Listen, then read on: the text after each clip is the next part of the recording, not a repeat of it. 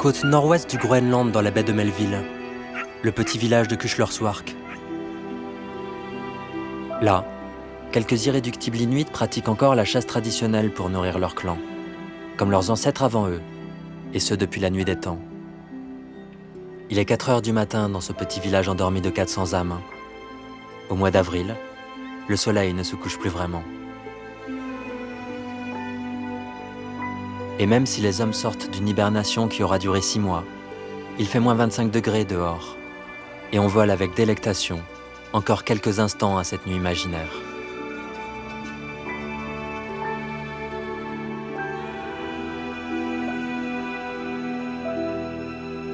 Au bout du village, pourtant, les apparences sont trompeuses.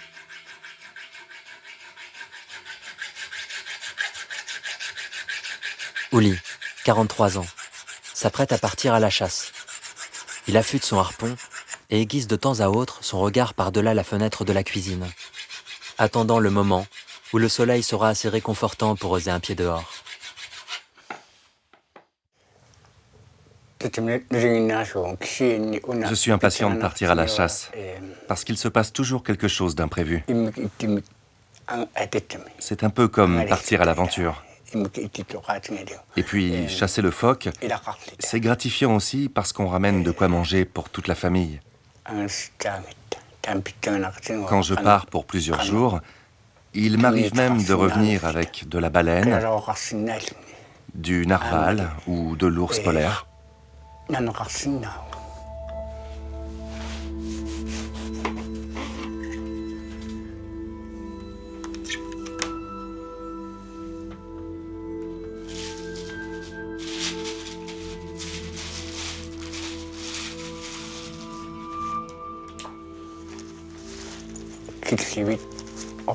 Le plus important, c'est de ne pas oublier le pétrole pour les réchauds et les balles pour les fusils. C'est important également d'avoir de quoi réparer les traîneaux. Ça peut nous sauver la vie. Du coup, on emporte des cordes, des clous et un marteau. Autrefois, il m'arrivait de les oublier.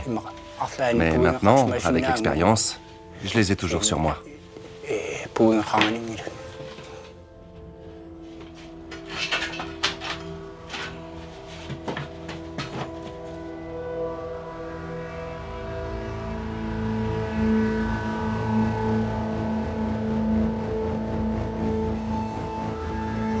8 heures.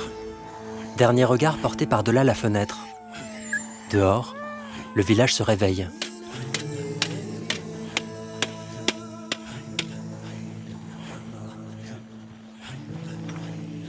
Comme partout ailleurs dans le monde, on vaque à ses occupations quotidiennes.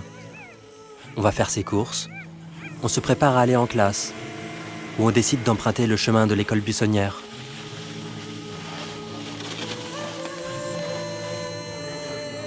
Comme presque partout ailleurs dans le monde, les Inuits sont connectés à deux mains. Ils ont un compte bancaire, un identifiant Internet et un pseudonyme Facebook. Mais comme pour ralentir la course du temps, Uli est l'un des derniers à préférer la chasse au supermarché.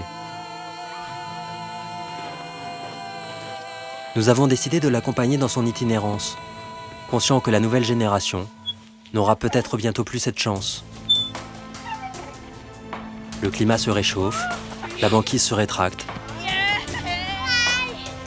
Le monde change plus vite que les saisons.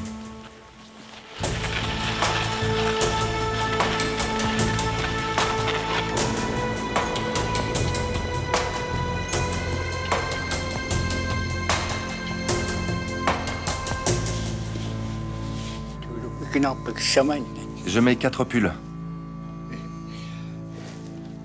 Le plus important, c'est les bretelles.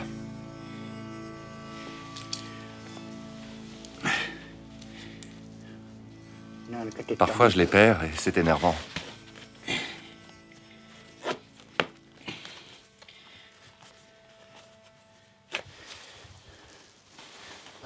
Non, pas tout de suite. Sinon, je vais transpirer.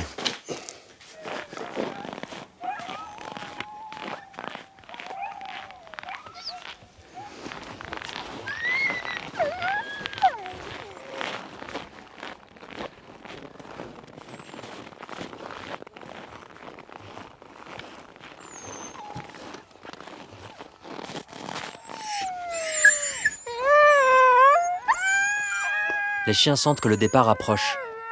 Ils réclament le moment où ils pourront se libérer du poids de leur chaîne, pour fondre, toutes pattes dehors, sur la banquise encore endormie. Un duvet, un réchaud, quelques outils, une tente, un harpon et un traîneau. Tout juste l'essentiel.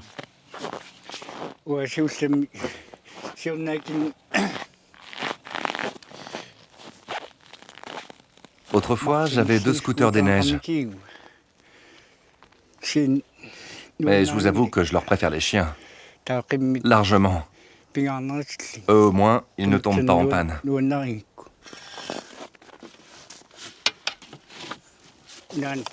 C'est mon deuxième harpon. Il a un flotteur au milieu. C'est pour être sûr de le récupérer. On n'oublie jamais le fusil.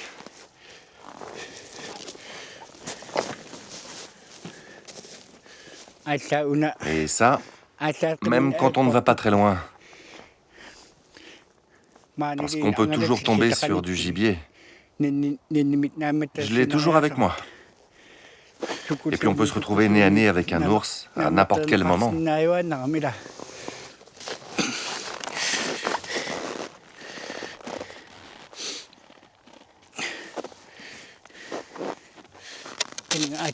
Je vais encore aller chercher quelque chose. Une sangle pour attacher le matériel au traîneau.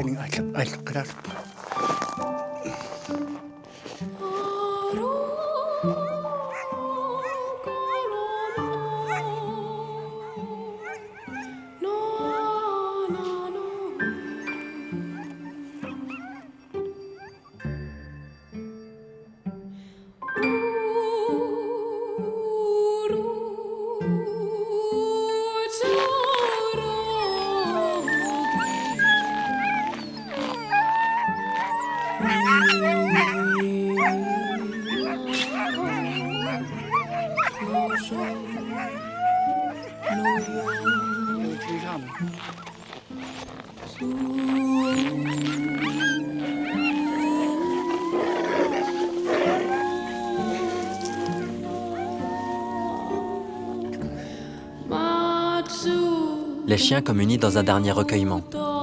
Ils sont à l'affût du premier coup de fouet qui leur donnera l'ordre de s'élancer. Paradoxe du chien-loup, qui n'a jamais su choisir entre le collier ou la liberté.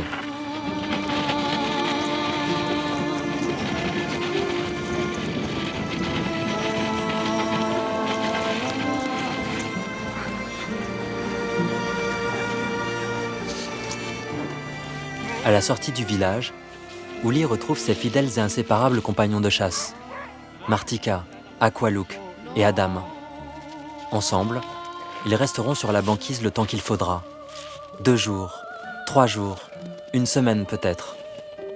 Ensemble, ils vont devoir affronter le froid et les doutes pour espérer nourrir leur clan.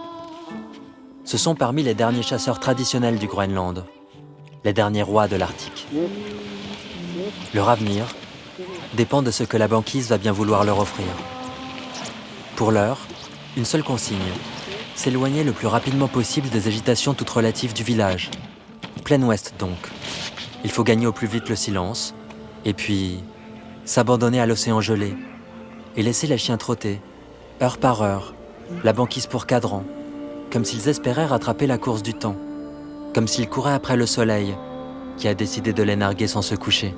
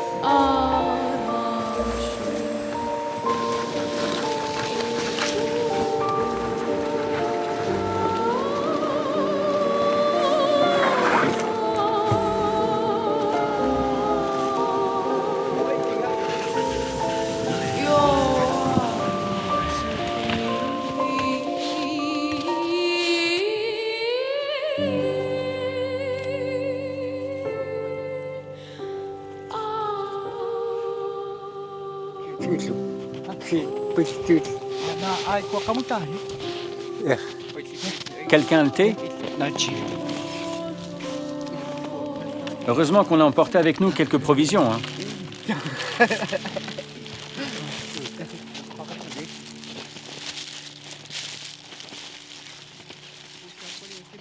Au printemps, quand les phoques se prélassent sur la glace au soleil, ils brillent. Ils sont bien plus faciles à repérer.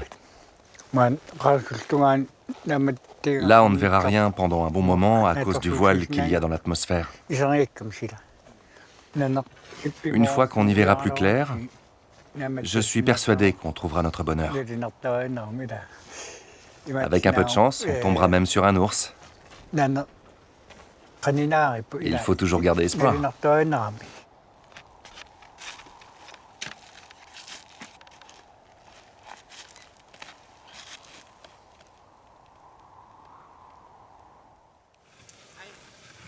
Comme pour se rassurer, Ouli interroge la banquise. Mais rien pour l'instant. Toutes les raisons sont réunies pour repartir. Chacun leur tour, dans le silence de leur solitude, les hommes se retournent à l'océan gelé.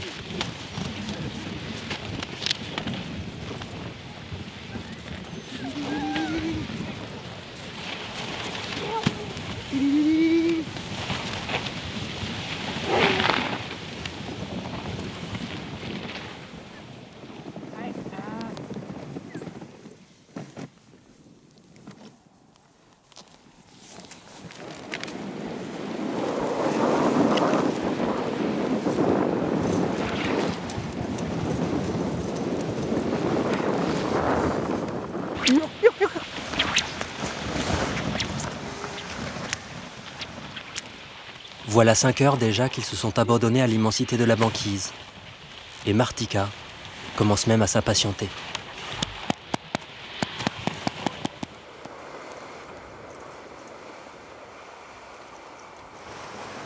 Il y a pourtant quelque chose de différent dans l'air. Les chiens avancent à pas de loup, le silence pour appât, comme s'ils avaient repéré une proie.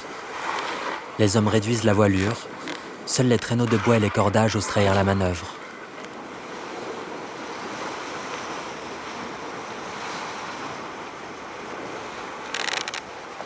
Et dans l'immensité gelée, les regards se posent maintenant par-delà les icebergs pour tenter de surprendre un ours, un morse, un phoque ou un beluga qui danserait sur la ligne d'horizon.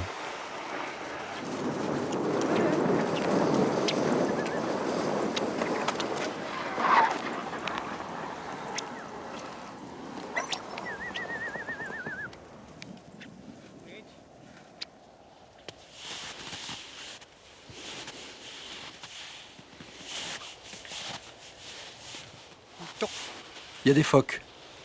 3. Il nous faut un approcheur. Oui, il va falloir prendre par ce glacier là-bas. Tu vois? Celui qui est au loin.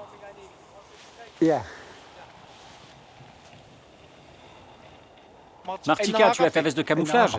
Oui, là. C'est toi qui vas tenter ta chance alors.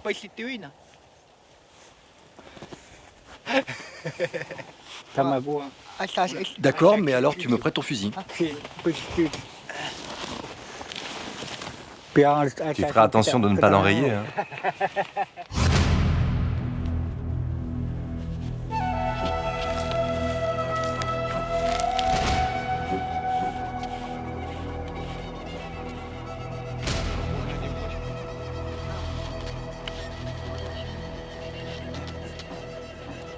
À peine perceptible à l'œil nu, des phoques se prélassent à presque 1 kilomètre de là. Martika se prépare. Une chasuble blanche, quelques balles, un affût, un fusil. Mais selon les croyances inuites, le phoque est détenteur d'un esprit qu'il faut savoir séduire pour qu'il s'offre à son chasseur. Aucune arme ne peut rivaliser. Il faut avoir le cœur pur et l'âme en paix pour s'élancer sur la glace.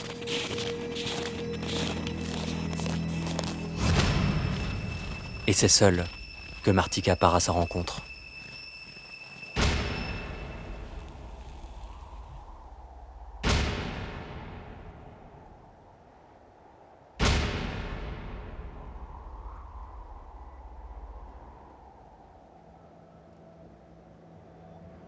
Au dernier moment, le phoque plonge dans son trou.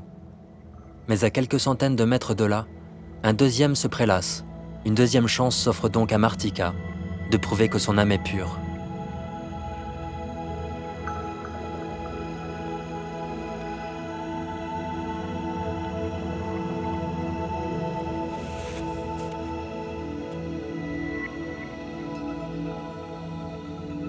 Scène troublante de chasse. Et pourtant, on est loin des massacres organisés dénoncés par les sociétés dites civilisées. Les Inuits chassent, comme nous le faisions tous il y a encore quelques milliers d'années, pour se nourrir, tout simplement.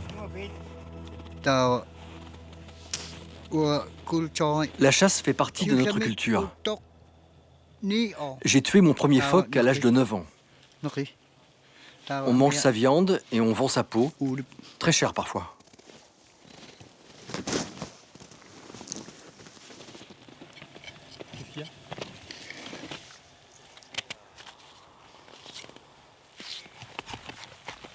Le phoque chez nous, c'est comme le cochon chez vous. On voit ça comme ça. Tout est bon. S'il n'y avait pas de phoque, notre peuple aurait déjà disparu. Pas de phoque, pas d'Inuit. On sait que depuis des années maintenant, le monde nous voit comme un peuple sanguinaire, parce qu'on va à la chasse aux phoques. Tout le monde nous juge, mais personne ne sait que si on tue les phoques, ce n'est pas que pour leur peau, mais surtout pour leur viande.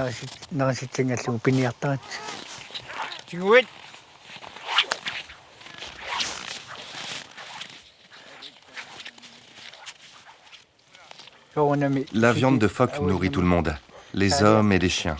Avec le réchauffement climatique, la banquise rétrécit, mais je n'arrive pas à me faire à l'idée que les phoques puissent disparaître. Bien sûr, il y aura toujours des phoques en 2050, il ne peut pas en être autrement.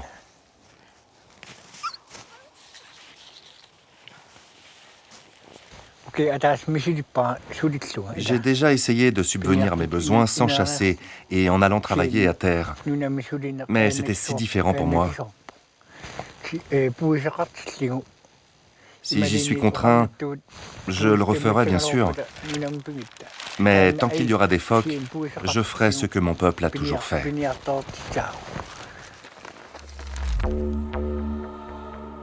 Il y a quelques générations seulement, la vaste majorité des Inuits étaient encore nomades, se nourrissant essentiellement de phoques. Aujourd'hui, ils sont sédentarisés et gavés de pizzas et de burgers congelés.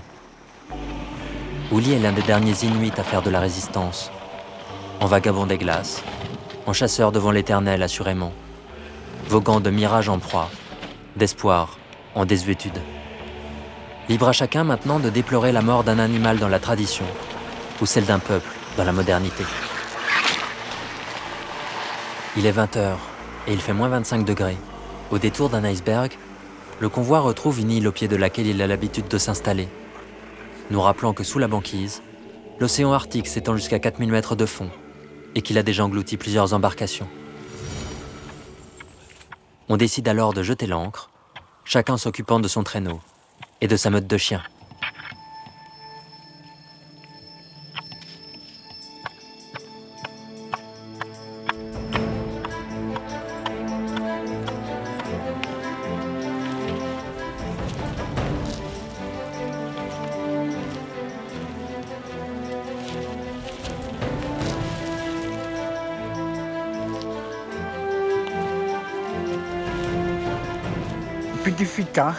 J'attache les chiens à la banquise.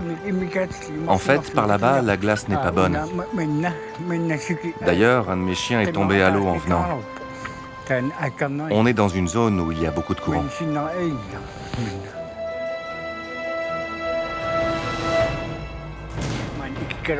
J'ai 9 chiens au total.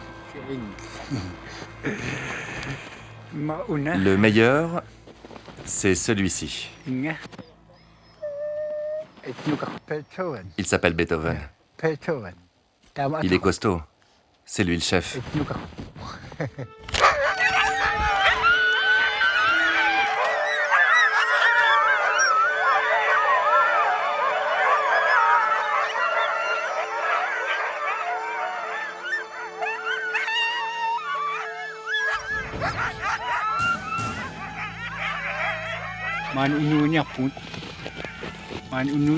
On reste ici pour ce soir. On repartira tôt demain matin vers le nord. On a dû faire pas mal de détours à cause de la glace. On a été très lent. Demain, on se lèvera à 7 heures. C'est bien 7 heures ou 8 heures. On décide quoi alors? À 11 h ou à midi?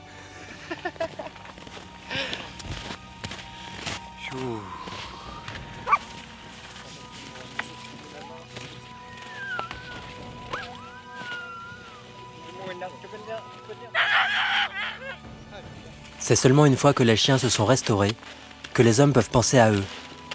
Il leur faut rassembler les traîneaux qui constitueront le sol de la tente. Étape cruciale pour s'isoler du froid de la banquise. Les travées du traîneau se transforment en lattes de sommier, les bâches en matelas pour la nuit.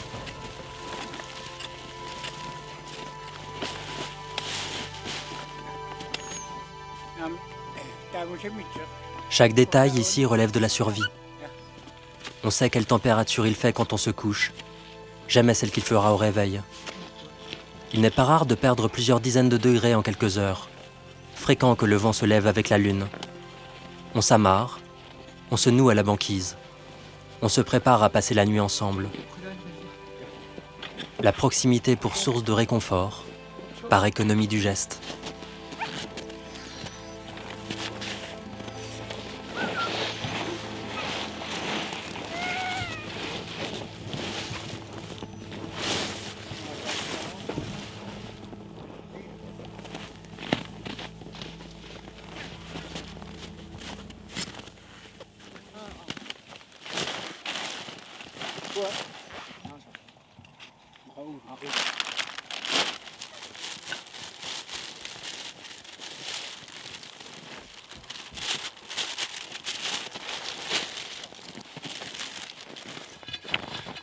Une fois la tente installée, on profite de cette sédentarité d'un soir pour repérer les environs. Et il ne faut pas longtemps à Ouli pour remarquer une faille dans la glace. Il n'est pas rare que les phoques en profitent pour remonter à la surface et respirer. Ouli et Martika se décident alors à installer quelques filets, en espérant qu'au petit matin, une nouvelle proie sera attrapée. À cette saison de l'année, on est capable de poser tous les jours 3, 2 filets de pêche.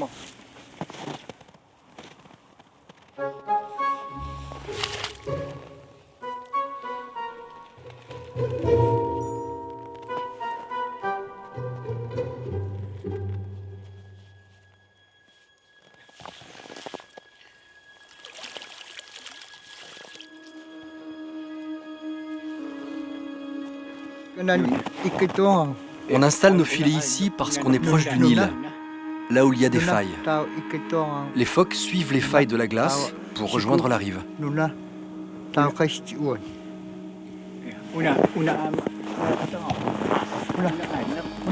Pour avoir plus de chances d'en attraper, on va mettre 1, 2, 3, 4 filets.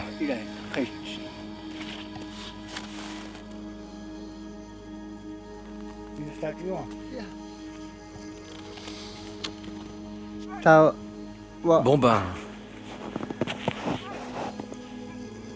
il n'y a plus qu'à espérer. Espérer, le chemin de croix des chasseurs inuits. Espérer qu'à l'horizon 2050, il y ait encore des phoques. Espérer que d'ici là, la banquise n'ait pas disparu.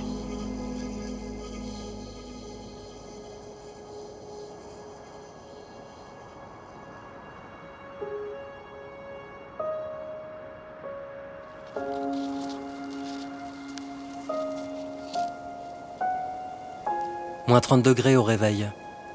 On s'assure que son corps n'est pas aussi engourdi que son âme, et on prend ses repères au chevet du jour qui se lève.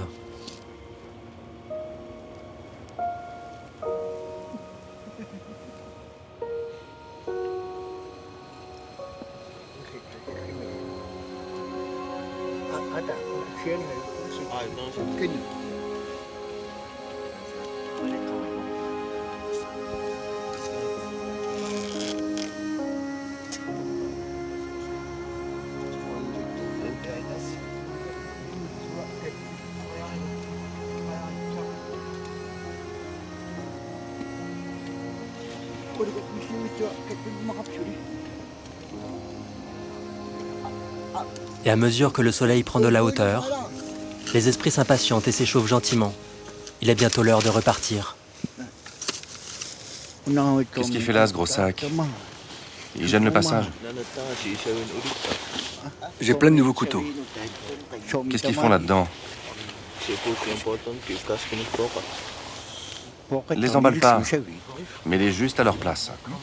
Il est où mon sac de couchage? Il est là.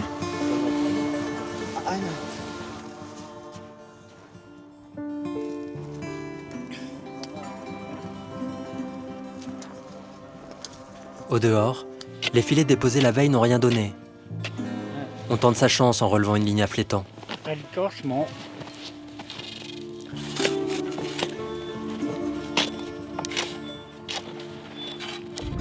Au bout, pas de flétan, mais un requin polaire qui en est friand. En voulant faire du flétan sa proie, il s'est fait attraper à son tour.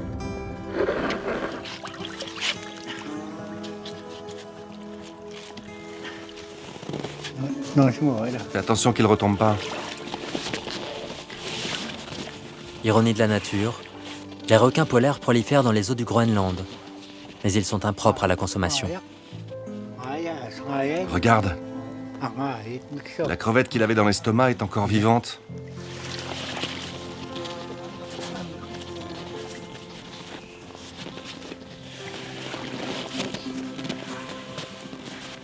Et puis ces 2 et 3 autres requins polaires pris au bout des hameçons. Pour réguler leur nombre et protéger le flétan, le gouvernement groenlandais offre une prime symbolique à qui leur envoie le cœur d'un requin. Le gouvernement entend ainsi encourager les chasseurs à pêcher le flétan, les hommes à espérer au bout d'une ligne, les nomades à se sédentariser.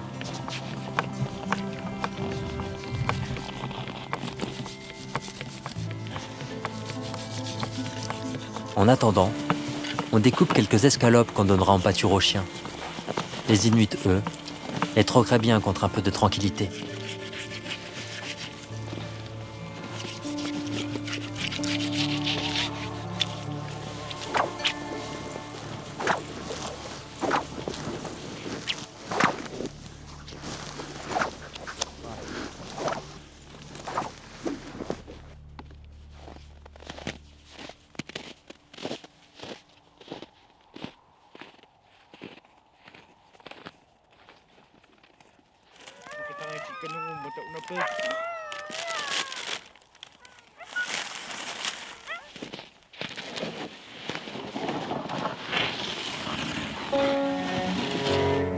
Enfin, on repart. Aujourd'hui comme hier, hier comme depuis toujours, en quête d'une proie qui contentera la communauté.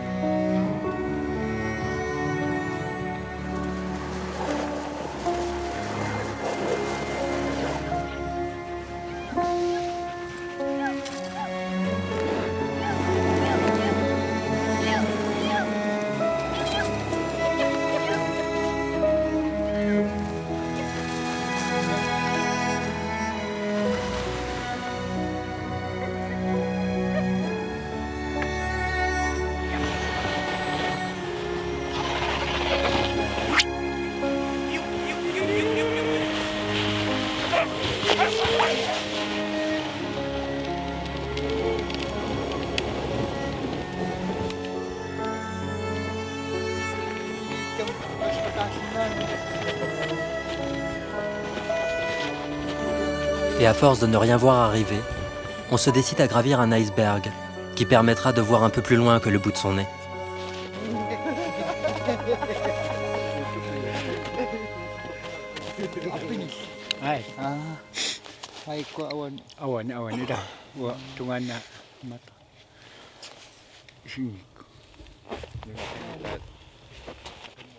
Tout ça là devant, c'est de la banquise. Banquise, banquise, banquise. Jusqu'aux icebergs là-bas. C'est beau comme dans un rêve, non? En plus, le ciel est dégagé. C'est beau comme un poème. T'es toujours trop sensible, toi.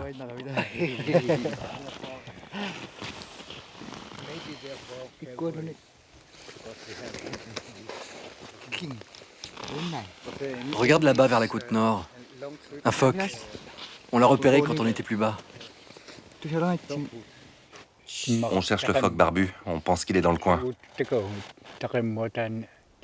La banquise, c'est l'héritage de nos ancêtres. On est habitué à la vie dans l'Arctique, dans le froid. Bien sûr, on apprécie l'été. Comme les Européens, on aime la chaleur et le soleil. Mais contrairement à ce qu'on croit, ce n'est pas plein de vie d'ici. Avec l'arrivée du printemps, les proies seront bientôt plus présentes encore. Les phoques seront plus visibles sur la glace. Et quand le temps s'améliorera, les chasseurs voyageront et il y aura même des ours à attraper.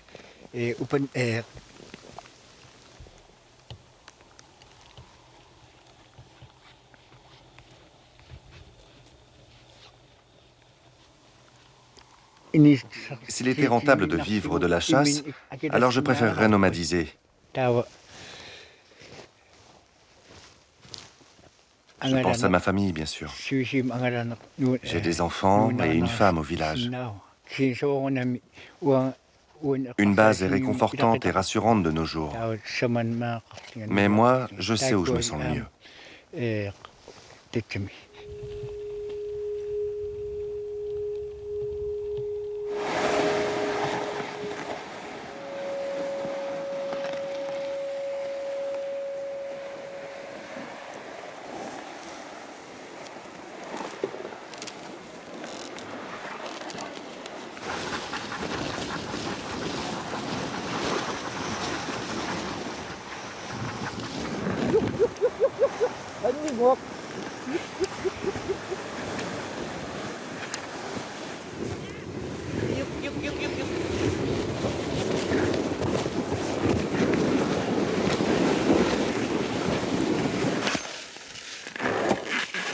La banquise est un éternel recommencement.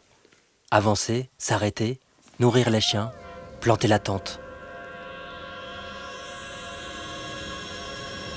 On a beau y laisser sa trace, chaque jour le vent l'efface.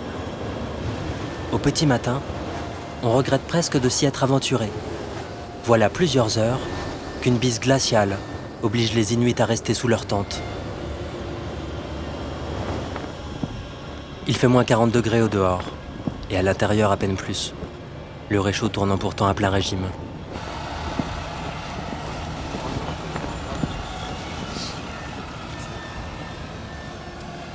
Un jour, le vent s'est mis à souffler très fort. C'était un peu comme aujourd'hui. On était sur la banquise et on préparait le repas, quand la tente s'est mise à bouger. Je suis sorti et j'ai vu que les chiens étaient tombés dans la mer, malgré qu'ils avaient été attachés. La banquise s'était brisée et ouverte en deux. On dérivait. Quand les plaques de banquise ont commencé à bouger, des chiens ont essayé de se retenir avec leurs griffes. Mais ils ont péri, entraînés par la mer. Certains chasseurs meurent à la chasse. Il y a toujours des risques.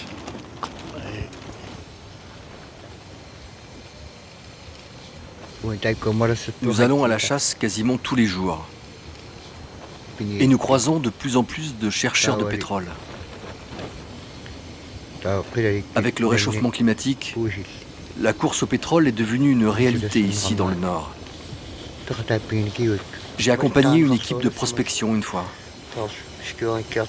Ils disaient qu'ils étaient là pour compter les ours polaires, les narvals, les phoques. Et la compagnie pétrolière les équipait de GPS. Je ne sais pas trop pourquoi ils font ça, mais ils sont de plus en plus présents. Quand je pense à tout cet argent qu'on vient investir chez nous, je me dis qu'on ne pèse pas très lourd face à ces pays qui possèdent des compagnies pétrolières et des milliards. Et dire que ce sont les mêmes qui nous donnent des leçons sur la chasse aux phoques. Nous, on ne va pas s'immiscer dans leurs affaires pour savoir comment ils prélèvent à la nature telle ou telle espèce pour se nourrir. On ne se mêle pas des affaires des autres, alors qu'on ne se mêle pas de nos phoques et qu'on ne nous impose pas des quotas. Au lieu de ça, il ferait mieux de nous intégrer dans leur recherche du pétrole pour qu'on ne soit pas laissé pour compte.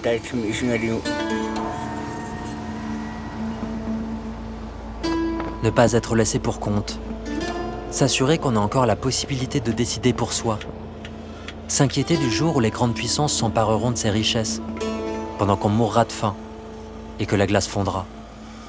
Croire qu'on peut encore sonder la banquise et avoir son mot à dire. C'est qu'ici on ne fait pas à sa sauce, mais pour le bien de la communauté. On ne chasse pas, mais on prélève à la nature. D'ailleurs, ici on ne cuisine pas, on se nourrit.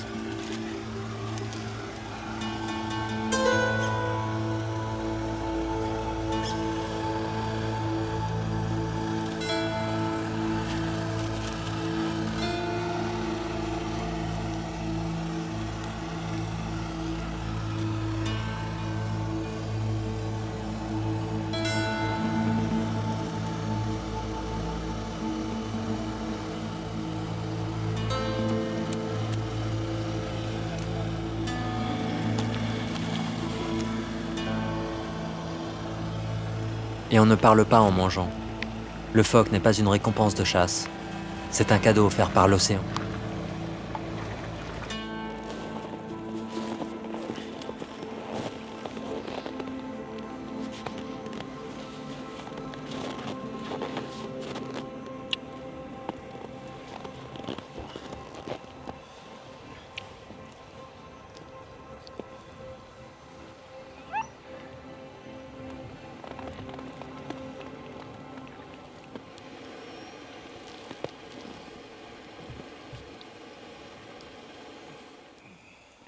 Le vent a fini par se calmer.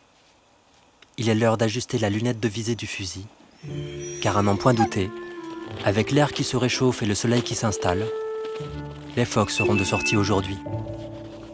Et c'est à Aqualook, le plus jeune des chasseurs inuits, que revient cette mission. L'occasion pour lui de s'entraîner au tir.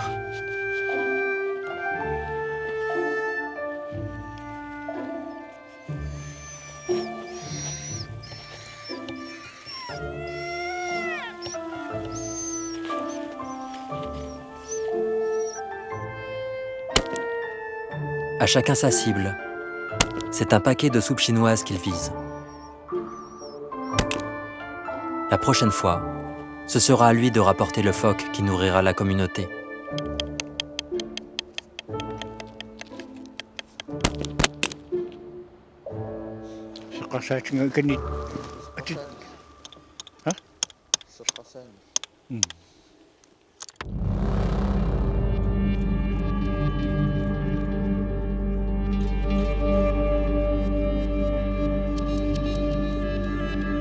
Et en effet, il ne faut pas longtemps à Ouli pour repérer dans l'immensité un phoque qui se prélasse, à quelques centaines de mètres à peine de la tente.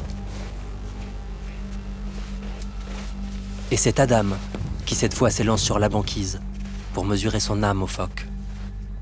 Malgré la difficulté de l'approche, il accepte notre présence dans ses pas.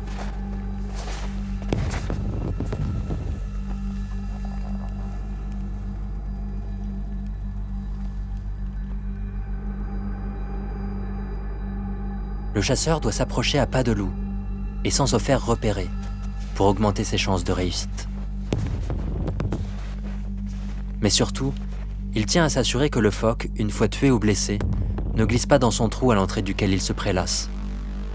La suite se passe de commentaires et se déroule en silence.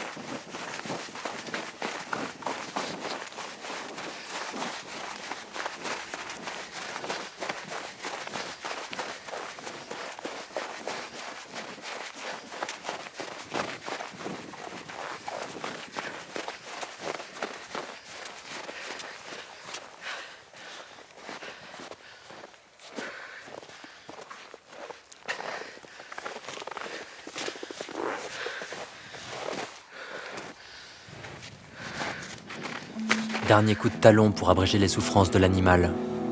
Comme pour libérer son âme. Adam reprend son souffle. Une clope au bec, comme après avoir fait l'amour.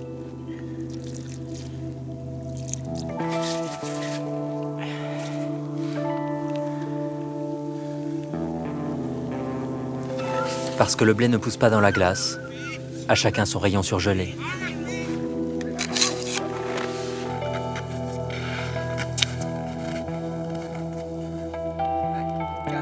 Dernier recueil autour de l'animal.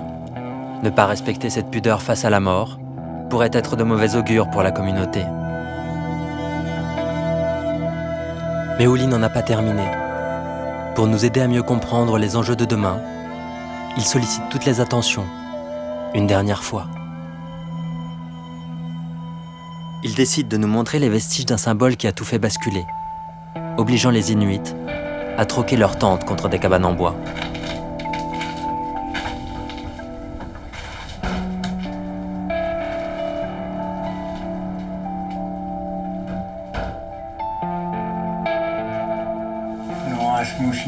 Ici, on est dans la cabane de Knud Rasmussen. Je ne sais pas trop quand elle a été construite. Elle est très solide. Ça fait des années qu'elle est là.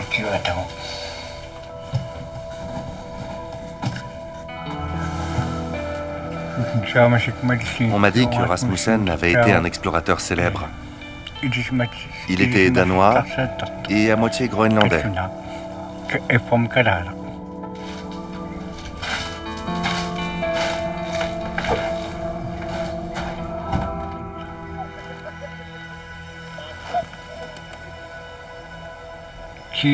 À cette époque a commencé une politique étrange qui a fini par s'appeler G60.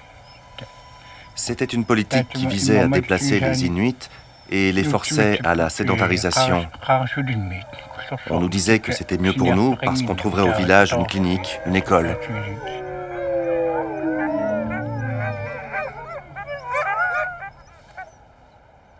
À l'époque, notre peuple vivait exclusivement de la chasse aux phoques et à l'ours polaire. Et puis un jour, on nous a déplacés et on nous a posés là, au village. On nous a appris à pêcher le flétan. Je sais qu'à l'époque, des Inuits ont perdu la tête. Quitter la banquise, c'est perdre son identité. Aujourd'hui, l'histoire se répète avec les compagnies pétrolières. Mais d'un autre côté, malgré le passé et malgré les risques actuels de pollution, on se pose des questions. Notre peuple et notre pays ont la possibilité de pouvoir enfin se développer. Comment dire non au développement? Non, c'est impossible.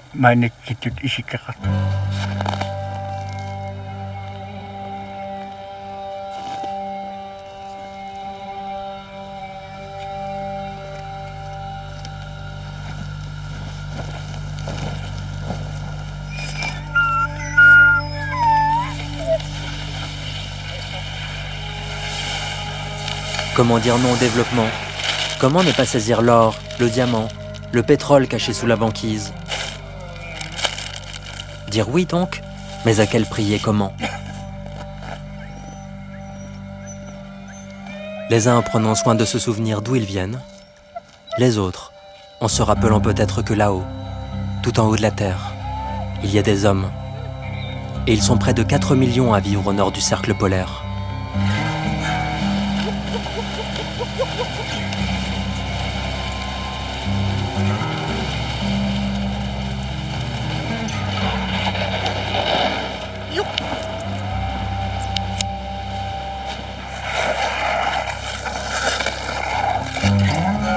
Uli et sa bande ont fini par rentrer. On leur prédit qu'un jour, ils ne pourront plus repartir, tant la terre et le climat se seront réchauffés. Ce sont les derniers rois de l'Arctique. Certains rentrent du supermarché, eux, de la chasse. Mais comme partout ailleurs, ils ont Internet, ils jouent au foot, ils ont leurs moments de bonheur et de désespoir. Ils veulent croire en l'avenir.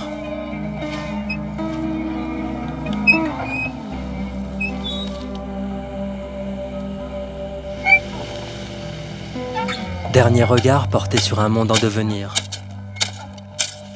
La jeune génération aura à choisir entre Twitter ou les phoques, Facebook ou les chiens. Et ce sera à elle d'écrire la fin de l'histoire.